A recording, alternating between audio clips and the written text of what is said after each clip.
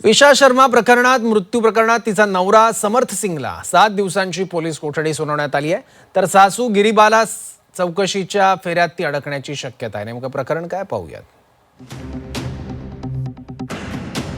हा फोटो तेव्हाचा आहे जेव्हा त्विषा शर्माचा आरोपी पती समर्थ सिंग हा जबलपूर कोर्टात सरेंडर होण्यासाठी आला।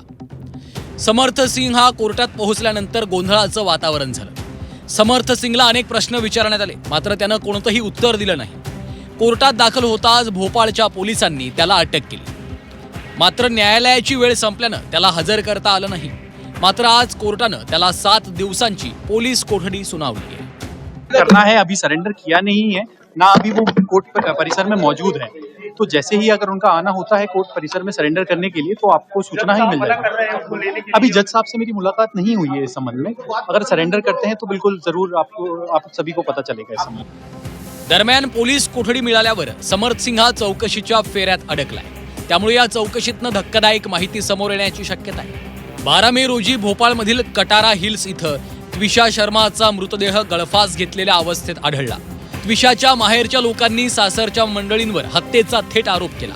त्विषाचा पती आणि सासूनं तिची हत्या करून आत्महत्येची खोटी कथा रचल्याचा आरोप आहे। या प्रकरणात पती समर्थ, सासू गिरीबाला सिंग यांच्या विरोधात हुंडाबळीचा गुन्हा दाखल आहे। या प्रकरणाच्या तपासासाठी SITची स्थापना करण्यात आली आहे। त्विषा शर्माच्या मृत्यूनंतर गिरीबाला सिंग यांनी वेगवेगळ्या लोकांना 46 फोन फिरवले होते। त्यांची ही चौकशी केली जाणार असल्याचं सांगण्यात आलंय। त्विषाच्या आत्महत्येनंतर समर्थ सिंग हा 10 दिवस फरार होता। पोलिसांनी त्याच्यावर 30,000चं बक्षीसही जाहीर केलं होतं, मात्र तोच स्वतःहून पोलिसांच्या समोर हजर झाला। उनको हिरासत में ले लिया गया है और अपनी पुलिस टीम है जो ये पूरी कार्रवाई कर रही है। हाँ, वो तो विदिन 24 आवर्स हमें पेश करना होता है, तो जो टाइम है अलॉटेड उसके अंदर पेश करेंगे। त्विषा शर्मानं मिस पुणे हा किताब पटकावला होता।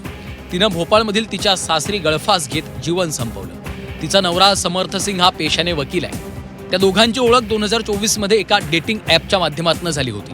2025 मध्ये दोघांनी लग्न केलं। मूळची नोएडाची असलेली त्विषा लग्नानंतर भोपाळला गेली। लग्नानंतर अवघ्या 6 महिन्यातच त्विषानं तिचं जीवन संपवलं। त्विषा मृत्यू प्रकरणात तिचा नवरा अटकेत आहे। या प्रकरणात तिच्या सासू विरोधातही गुन्हा दाखल करण्यात आला आहे।